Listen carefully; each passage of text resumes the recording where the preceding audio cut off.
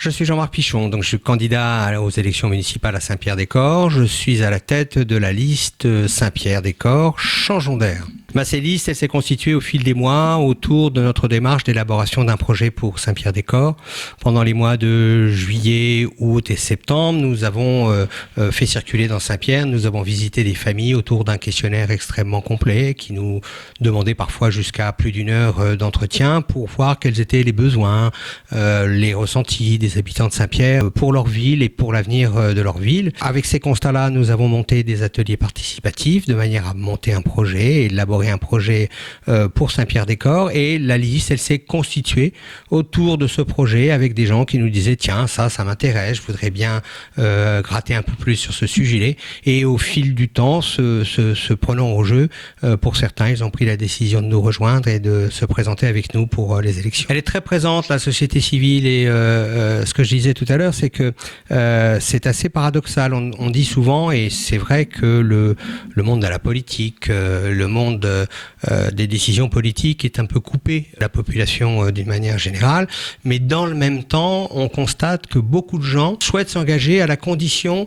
que les choses ne soient pas forcément marquées de façon partisane.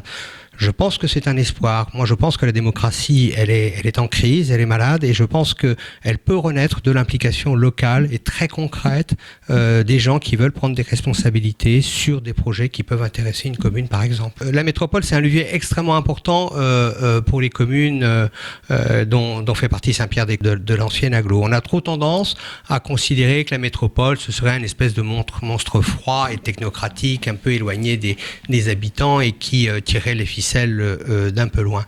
C'est pas du tout ça. Quand vous allez voter pour les élections municipales à Saint-Pierre-des-Corps, vous aurez 5 candidats, 4 titulaires et un remplaçant qui sont fléchés pour devenir conseiller métropolitain. Le maire de chaque ville de la métropole est membre du bureau des maires, et on a des choses à dire, on a des décisions à prendre.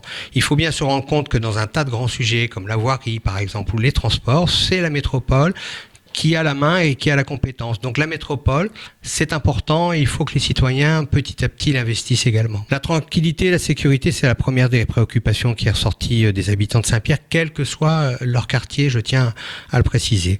Nous, on pense qu'il faut qu'on ait une vraie police municipale, qui soit une police de voisinage, c'est-à-dire une police bienveillante, une police à l'écoute des citoyens.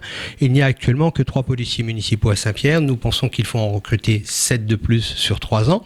Il faut leur donner un certain nombre de moyens, comme par exemple un poste de police municipale qui soit visible, de manière à ce que les habitants puissent y accéder avec facilité. Et d'autre part, nous avons déjà tranché, nous mettrons dans certains endroits, là où c'est nécessaire, des dispositifs de vidéoprotection en place. C'est une ville qui pourrait être encore plus fraternelle. C'est une ville qui est extrêmement diverse, qui a un tissu associatif très très développé et très dense, mais comme beaucoup de choses à Saint-Pierre, on a l'impression qu'il y a des frontières internes, des choses, des obstacles qu'on a du mal à dépasser.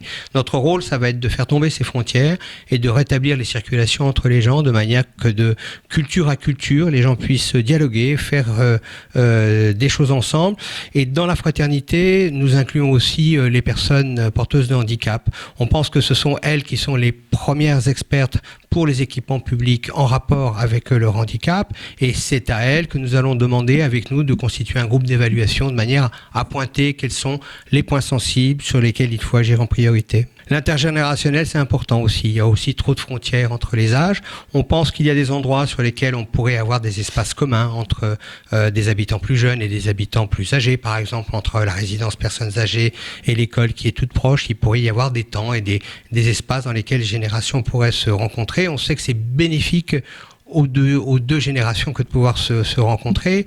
Et là aussi, nous souhaitons accompagner la métropole dans son projet de booster la vie universitaire et d'avoir plus d'étudiants dans la métropole. Il faut les loger, ces étudiants qui vont venir. Donc pourquoi pas monter des dispositifs de partage de logements, d'appartements, de maisons entre des étudiants et des personnes plus âgées.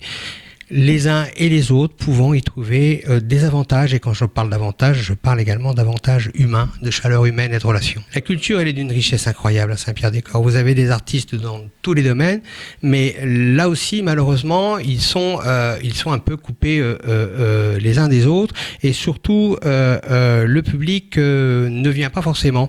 La métropole n'est pas forcément... les habitants de la métropole ne sont pas forcément conscients de la richesse qu'il peut y avoir à Saint-Pierre. Donc il faut qu'on arrive à monter des projets culturels qui permettent de faire un peu rayonner la ville, qui donnent envie de Saint-Pierre, comme on dit. Et il faut aussi que, dans le cadre de notre projet de développement d'un nouveau quartier autour du magasin général, on puisse monter des projets culturels qui soient vraiment des choses ambitieuses et qui permettent de faire rayonner Saint-Pierre, non seulement dans la métropole, mais au-delà. La démocratie de proximité, c'est très important. Vous parliez tout à l'heure de la société civile qui est de plus en plus associée dans les listes. Les gens ont de plus en plus besoin de se sentir associés, de pouvoir toucher du doigt ce que sont les problématiques quant aux équipements de proximité.